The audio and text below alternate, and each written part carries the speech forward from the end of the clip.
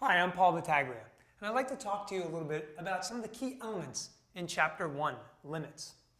There are 6 sections in this chapter, all covering the first of 4 big ideas on the AP Calculus curriculum framework. In this unit, I think it's more important to look at your role and how you can help students be successful as they navigate their way through limits.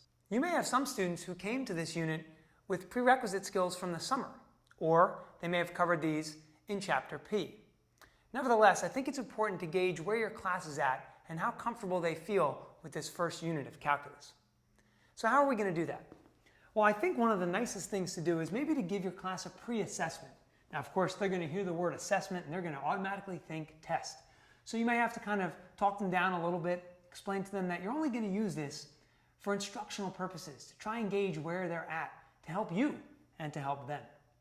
We get the results of this test, and then it's time to decide. Should we pursue a more aggressive pace? Should we only cover the things that they really had a little bit of an issue with? Or should we scale it back and really go in more detail? Those are things that only you can decide. So take the time to assess your students accordingly. So what's in the meat of Chapter 1? Well, Section 1.1 aims to answer one simple question. What is calculus? And students will be fascinated to know, although it's not a simple answer, it does boil down to 2 things. Tangent line problem and the area problem.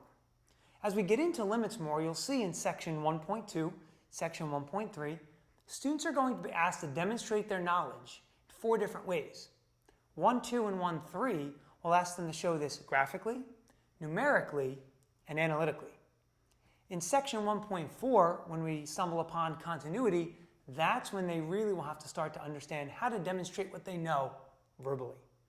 And finally, Section 1.5 and 1.6 will include limits at infinity and infinite limits. And in these cases, this might be a presentation you're not used to, but we feel that it aggregates all the concepts in one place, so there's a nice smooth flow through the material for students. I hope these tips have been helpful. I'm sure you'll have a lot of success in Chapter 1.